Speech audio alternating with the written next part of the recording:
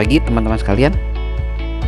Berjumpa lagi bersama saya Teguh Radhikusuma sebagai penulis dari buku Eksplorasi Indonesia melalui Pindah Filateli yang menjadikan sumber dari pembuatan seluruh channel YouTube ini, dan juga saya merupakan salah satu dari 4 juri Indonesia yang telah memiliki sertifikasi dari Federasi Filateli Dunia.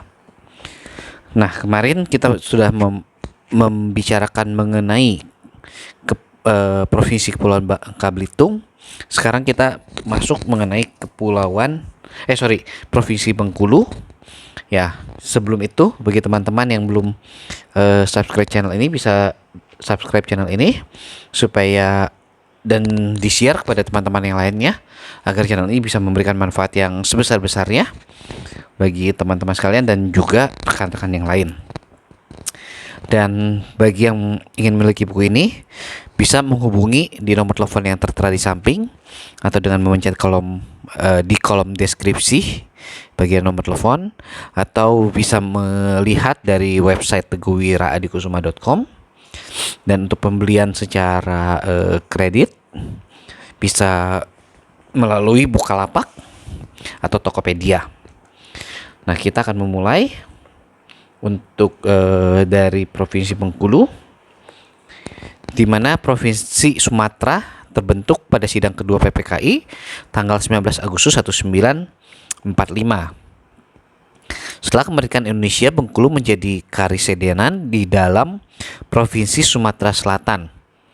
Provinsi Bengkulu terbentuk sebagai provinsi ke-26 berdasarkan Undang-Undang Nomor 9 tahun 67, yang mana merupakan pemekaran dari Provinsi Sumatera Selatan. Hari jadi Provinsi Bengkulu adalah tanggal 18 November 1968 dengan Bengkulu sebagai ibu kota provinsinya. Nah, kita bisa melihat di perangko sebelah kanan atas bangunan khas dari Bengkulu, yaitu Bubungan 5 dengan lambang provinsinya. Sedangkan untuk fauna identitasnya adalah beruang mandu dengan kaki depan menghadap ke dalam dan tapaknya licin, dapat memanjat pohon yang berbatang lurus dan tinggi. Sedangkan untuk floranya adalah bunga bangkai atau suwek raksasa, yang mana tumbuh liar di kawasan Bukit Barisan dengan satu tunas.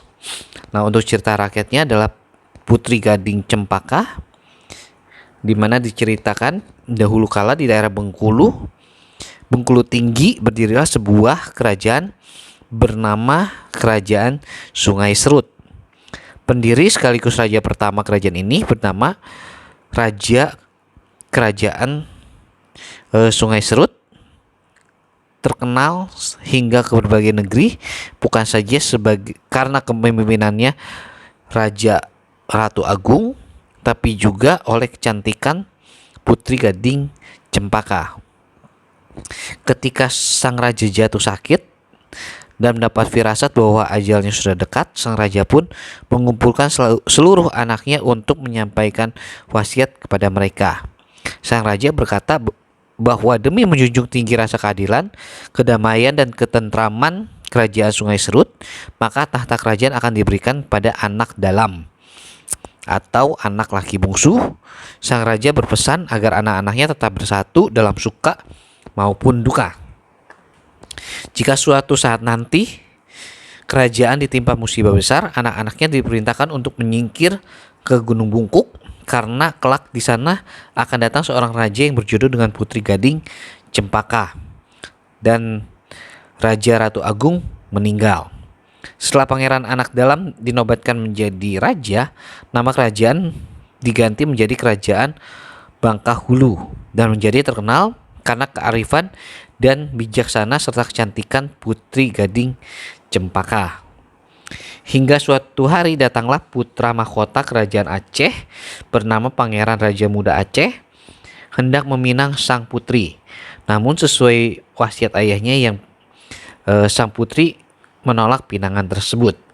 Karena lamarannya ditolak, sang pangeran murka menantang raja anak dalam untuk berperang. Perang besar pun terjadi dan raja anak dalam kian terdesak. dan teringat wasiat ayahnya sehingga sang raja serta keenam saudaranya mengungsi ke Gunung Bungkuk. Sepeninggal para pemimpinnya, kerajaan Bangkahulu menjadi kacau dan datanglah 4 pasirah atau bangsawan lebong balik bukit untuk menjadi raja di sana. Mereka saling bertikai karena memperebutkan wilayah kekuasaan. Pertikaian tersebut dinamaikan oleh Maharaja Sakti, utusan kerajaan Pangeruyung di Minangkabau, dan sepakat untuk mengangkat Maharaja Sakti sebagai raja di Bangkahulu. Pada saat mendekati penobatan, Baginda Maharaja Sakti bermimpi bertemu dengan bidadari cantik menari di tengah hujan badai menuju Gunung Bungkuk. Peramal menganjurkan pada Baginda Maharaja Sakti untuk menjemput sang putri Gading Cempaka dan memperistrinya. Karena dengan begitu kerajaan yang akan dipimpinnya akan berdiri dengan tegak kembali. Baginda Maharaja Sakti pun melaksanakan anjuran sang peramal dan menikah dengan putri Gading Cempaka serta mendirikan istana baru di Kuala Sungai Lemau, sehingga nama kerajaan pun berubah menjadi Kerajaan Sungai Lemau. Nah itu tentang Bengkulu. Jadi kita akan melanjutkan besok di Provinsi Lampung.